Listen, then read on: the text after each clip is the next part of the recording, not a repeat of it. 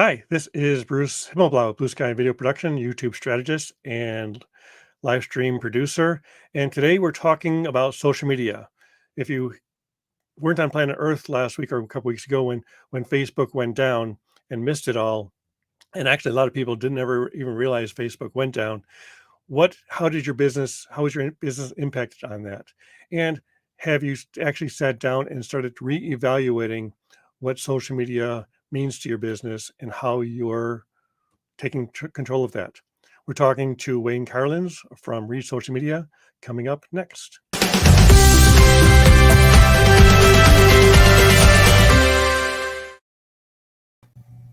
Hi, Wayne. Good morning still, I believe, right? Yeah, well, in central U.S., we're still morning. Yes, we're still in the morning. So I will say good morning. How are you today? Good. And so in the introduction, we talked a little bit about Facebook. We're also going to talk about social media in general. So let's tell people who you are. You own Read Social Media. Correct. So let's short description on what Read Social Media does for their clients. All right. Read Social Media builds you lifelong loyal clients by managing your LinkedIn, Facebook, and other social media platforms, making you a thought leader, a trusted advisor. We will find the content. We'll use content that you send us. We'll even write the content if you give us the topic you want us to write on. We talk about how often you should be on the platform, which platforms you should be on, and then we fully manage them. And I say fully manage them because some social media companies post and run. We do it all. We like other people's content, share other people's content. We check for important messages and make sure you see them. So we really have a strategy to make you the person people will think of first when they want your products and services. And I think that's important about highlighting those in social interactions, because a lot of times when companies hire out their social media, they totally can ignore it. And when a customer comes in and says, I tweeted about this, they have no idea who the customer is. Right. No, there's a lot more than tweeting and posting an article on Facebook or LinkedIn. You have to remember, you have to try to find out what your followers want from you. Yes, you can always tell them what you do, but you also have to put out content that they're going to like. Or you're never going to get anybody to follow you if all you're doing is talking about me, or advertisement.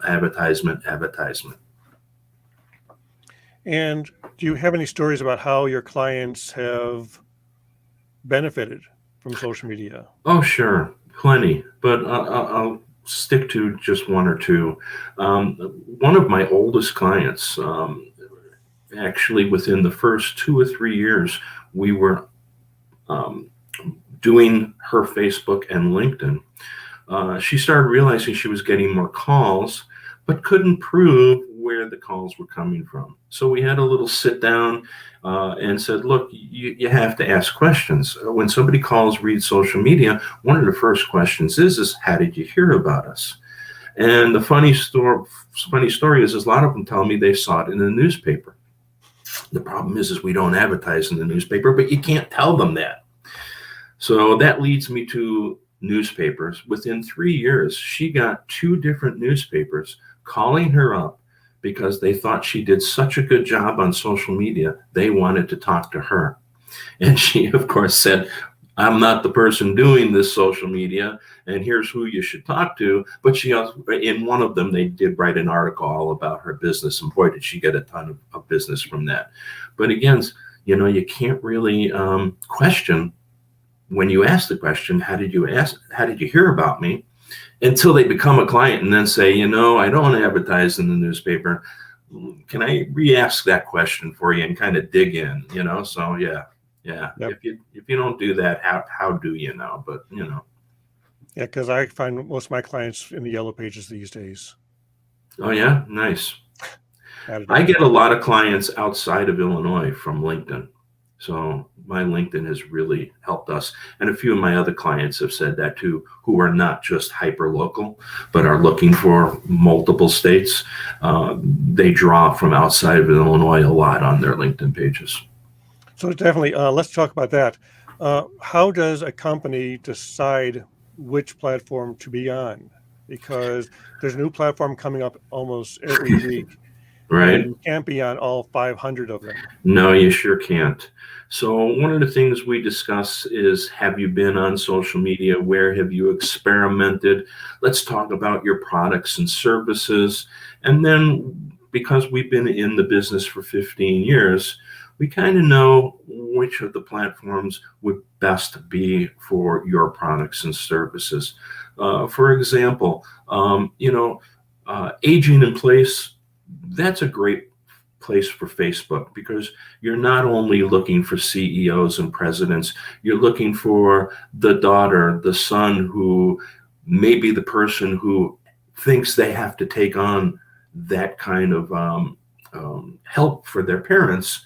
But then they'll see on Facebook how many different companies will do that for them. But if you're, let's say, a lawyer, almost any kind of lawyer, you're going to more want to be on LinkedIn, because you more likely want to deal with that business owner, that CEO, the COO. So it depends what you're looking for. There are plenty of businesses that belong on multiple platforms. Retail, there's probably nothing better currently than Instagram. So. So I actually pulled this one graph here, which is popular social networks worldwide, and Facebook again is I guess if Facebook were a country, it would be the #1 country in the world, because it's got By more population, by yes. population. And then even YouTube and WhatsApp and Instagram. Yep. And I know it's also interesting is 3 of these platforms are controlled by Facebook. Yes, they are. Facebook controls more than you know. But there's something that was not on your list, and that is LinkedIn. LinkedIn has a different #1 spot than population. Their #1 spot is they are the most trusted social media platform currently. They're also the fastest growing. Every 2 seconds, somebody joins LinkedIn. Yeah, because I was also looking at percentage of population for this is Facebook worldwide, and Right. actually, so 71% of North America, and I think that's maybe like 2/3 of the United States are on Facebook, Right. followed by Latin America Yep. and Europe. And so, if you're on the platform, your potential, is it really reaching that entire population? It depends on the size of your company or how active you are on your Facebook. There are things you can do that can make you more visible and get your information out beyond just your followers. But typically, you're pretty restricted. And like what I like to say is, we all start on a 1-lane highway on Facebook, on LinkedIn, anywhere, just using that as the example. The more you are regular, and I don't mean posting every day, the more you are posting regularly, even if it's twice a week, the more you like and share and comment on other people's posts, the faster you respond to comments, and the more you use real right hashtags in your posts, the happier Facebook is. So their algorithm allows you to go over and above your 150 followers. Again, just using a number for an example. So all of a sudden you're on a 2-lane highway, because not only are you doing the right things, you're making Facebook happy. And that's something a lot of people don't understand. Yes, you do want to make your followers happy. You do want to understand what they want from you, but you're also making the platform happy, and they will give you things you're completely unaware of that are beneficial to you. And I know in the early days of Facebook, you could pretty much reach everybody who you're connected with. Yes. And they're kind of like limiting that. Do you actually have to pay to reach that audience beyond who they give you to, or do you need to interact with them more to connect with them? You need to be consistent. You don't need to pay. And although I do use the boost feature, But I only use the boost feature if it's something I've written or the client has written that we're managing for. I am not going to boost somebody else's content. And what's nice about the boost is it does give you some choices. Like, what age group do you want? Do you want more men than women? Do you want more women than men? Do you want an even amount?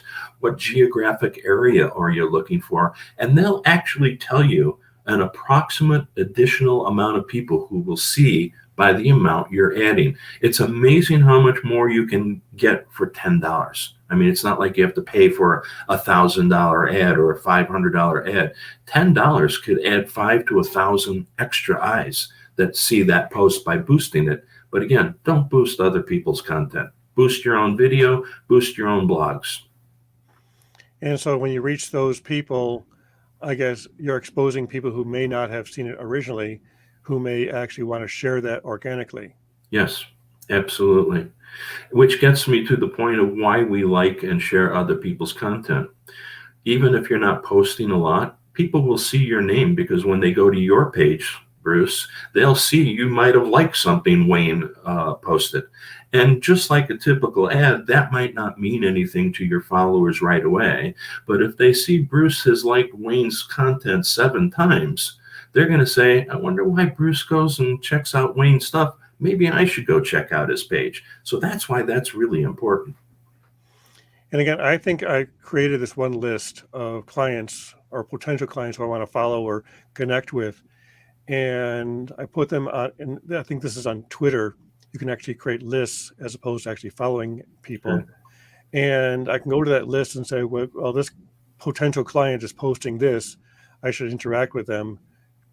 At that point, they get to know who I am. Absolutely. And when I actually go to call them, it's no longer a cold call, because they've been seeing me interact with them as well. Right. No, and again, it is about being there. It's about being consistent. It's about being visible, and about playing both ways.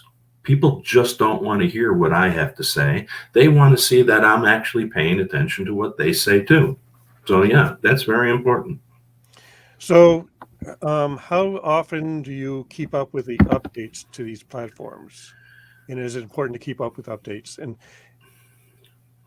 it's more important to keep up with the updates on mobile devices than it is on your computer. But if you skip too many updates, even your computer can get a little sluggish on some of these sites. So yeah, I mean, typically an update is something you should do.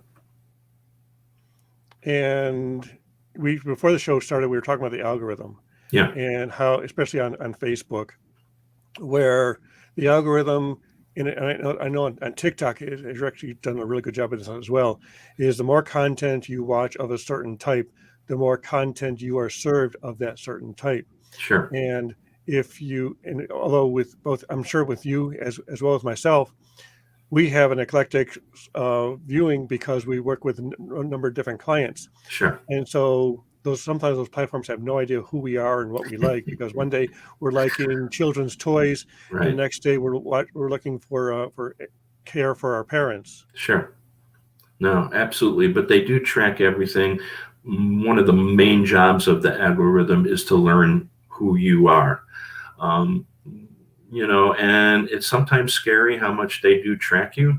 One of the things people are fearing about TikTok and these other outside of the US owned social media platforms is somebody outside of the United States is now tracking what are they doing with the information. We kind of know what Facebook does with their information because they're kind of bound by US laws. Unfortunately, they do sell it to a lot of people, but it's sold within the United States. So, don't fool yourself. They're all tracking you, but do you want a Chinese company tracking you, or do you want an American company tracking you? But that's one of the main jobs of their algorithm. Their other job of the algorithm is to, as they're learning you, as you said, start putting things in front of you that they think they've learned that you like. The other thing, especially with Facebook being under the gun recently, their algorithm is looking for misinformation.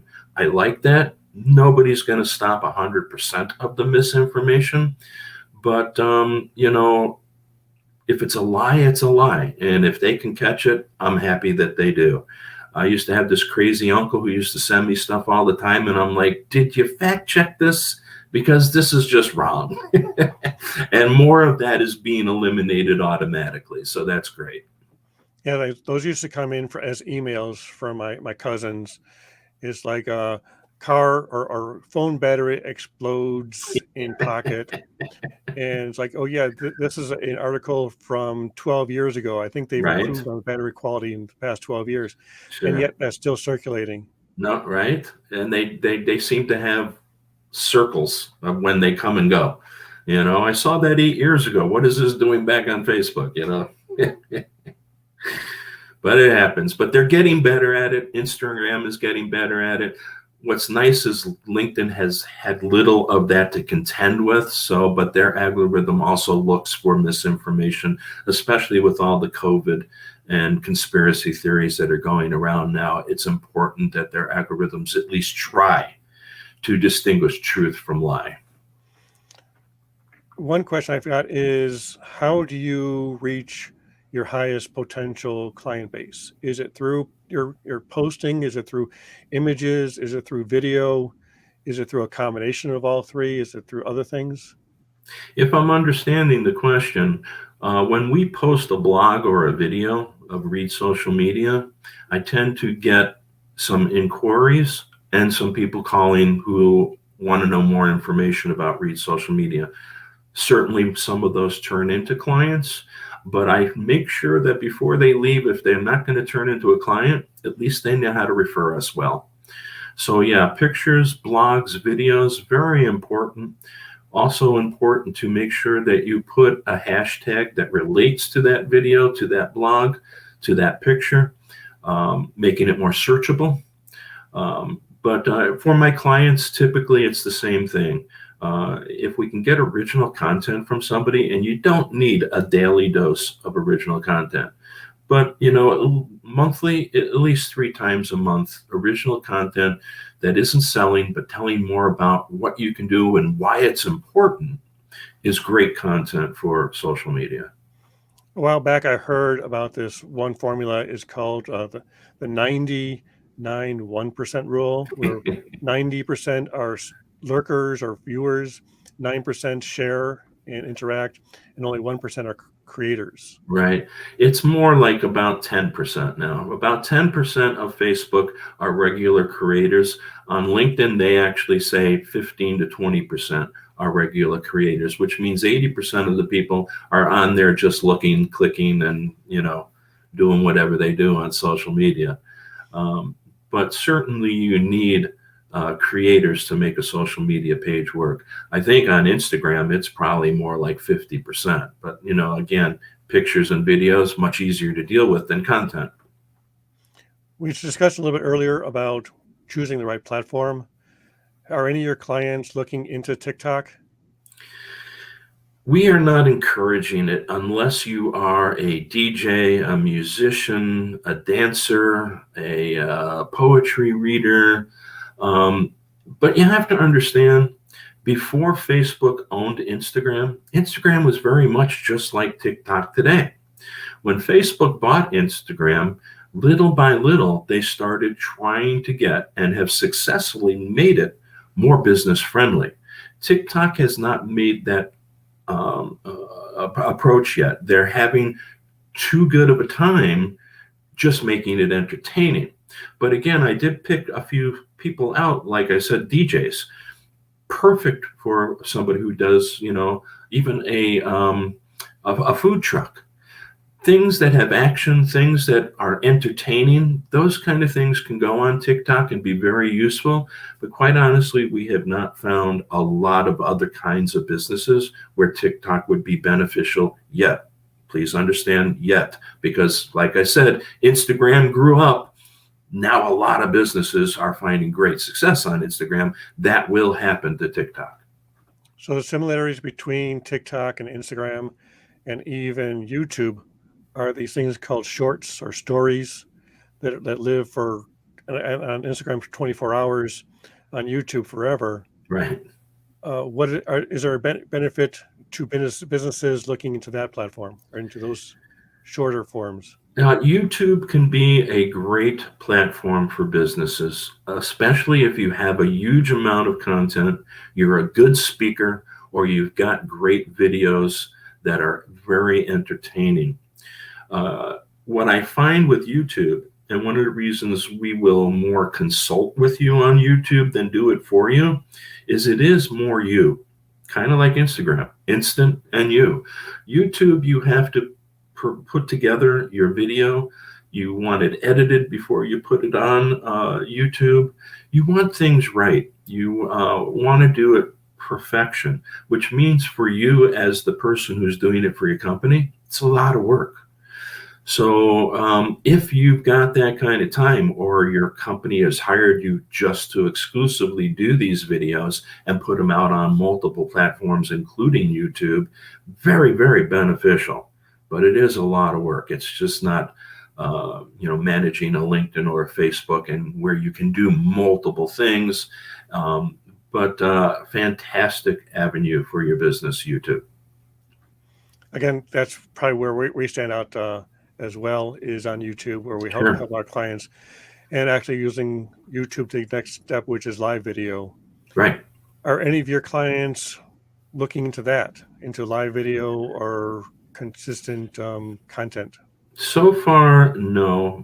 I've got 2 or 3 clients who we manage their Facebook, their LinkedIn, and their Instagram. They do their own YouTubes, but it's always a video that has been made, produced, and ready for YouTube.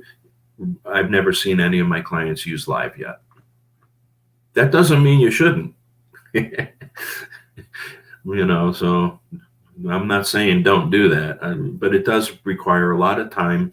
One of the things people forget about live on Facebook or any other platform is, if you're not going to let your followers know several days to a week before when you're going to be live, your audience could be very low.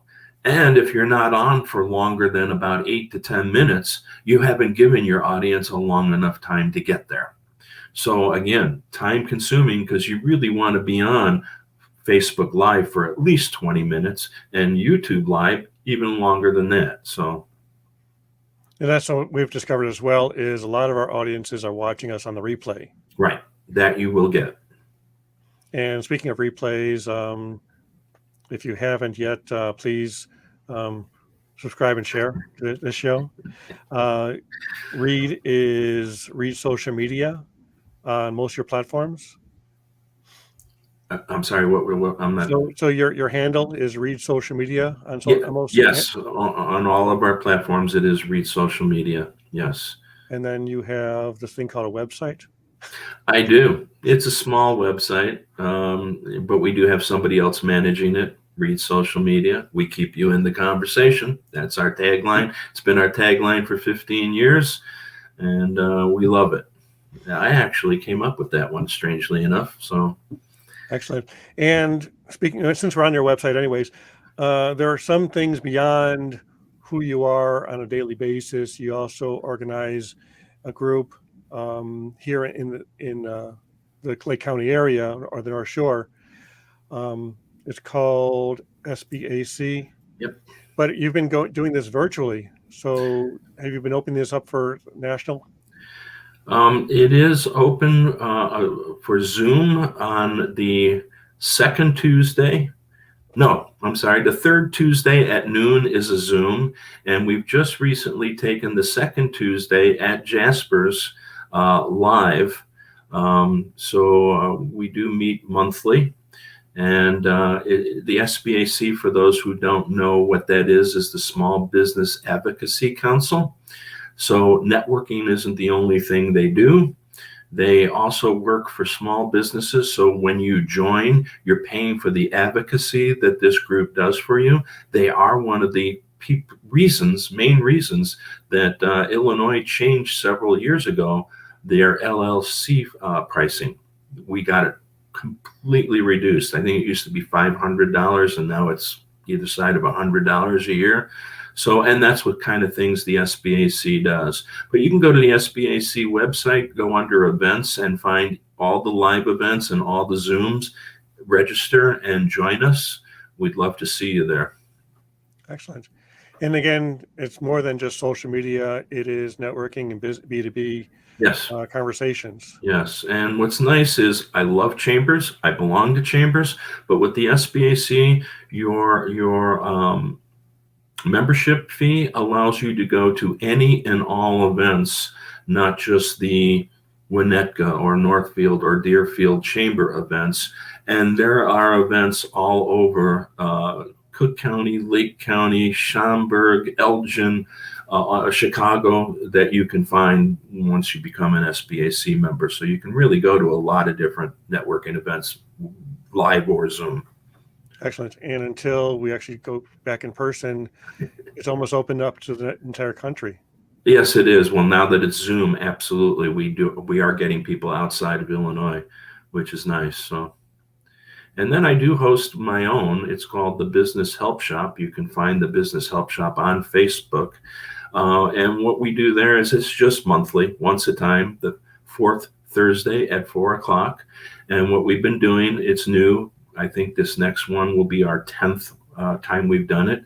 We are specifically looking for speakers who will benefit what they speak about to small to mid-sized business owners. So it's a little bit different. We don't want just any particular kind of topic. Like the topic that's coming up this next Thursday is, as a small business, what are your rights for you and your employees dealing with COVID? Excellent. And again, I think with doing this virtual, we've been avoiding person to person, although a lot of these events have actually become in person again. Yeah, little by little. I was just at one this morning, and like I said, our second Tuesday at Jasper's is now live. And I love the Zooms and all these different kinds of platforms, because I go from here to here and I'm back to work. It's not a half an hour drive home. It's not a $20 lunch or a $10 breakfast. So I save a lot of money. I save a lot of time, but I do miss the handshakes and hugs. So going back live, I am looking forward to, as much as I really enjoy the benefits of a meeting like this. So real quick, this is your Facebook page, which is the Business Help Shop. Yes. Mm-hmm. It's basically facebook.com/the Business Help Shop. Right. Absolutely. We try to post some information about businesses on there, and we're going to start reminding people when our meetings are on the platform as well.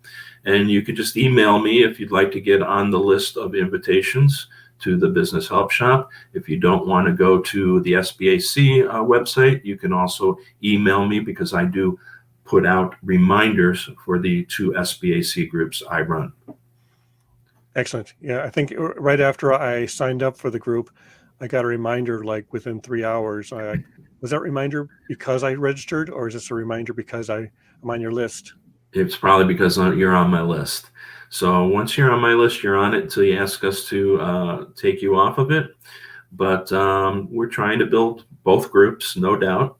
And we're trying to make them as entertaining as possible. I've done enough Zooms where I try to, do a little bit different than everybody else. So.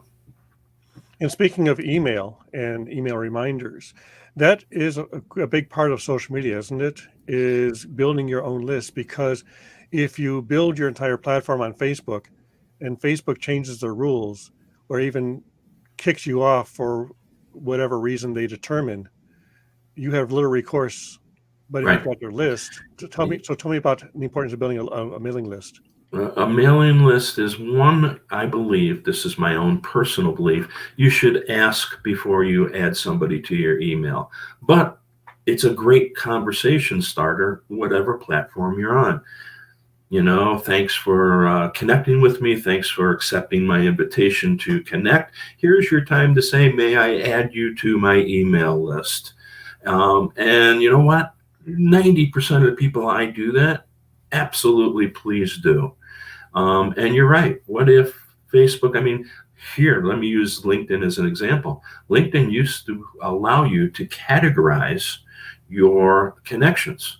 So I could put all my painters, all my lawyers, all of my whatever they are in particular lists, and then say what kind of connection they are to me. Top connection, middle connection, just people who I connected with here, real friends. They stopped doing that. And thank goodness I had made my own list of all these people, not necessarily for email, but I made my own list and categorize them like that, because people call me up and say, can you refer a, well, it's way easier if you categorize a person than to say, well, let me look through my 2,500 followers and see if I can refer you somebody. So I kind of miss that feature on LinkedIn, but you're right. They can change at any time. So having a backup is a wonderful thing to have. And then I guess on the other end, as posting or creating your LinkedIn profile, having those keywords, those hashtags in there.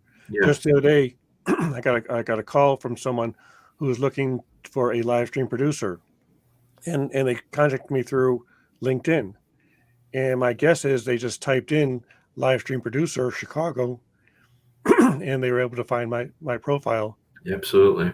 Absolutely. Now, there's a few things important about your social media profile. One, they're not dating sites. So the picture you're going to put on your profile should be the decade you are in. If you're 40, that's the picture it should be in. If you're 70, that's the decade of the picture that should be in. I can't tell you how many times I'm going to meet somebody. So what do? I go to their LinkedIn page, I look at their picture, I go to my Starbucks, and I'm looking for, somebody who looks 30 years old, and here walks up a 68-year-old man, and I'm like, who are you?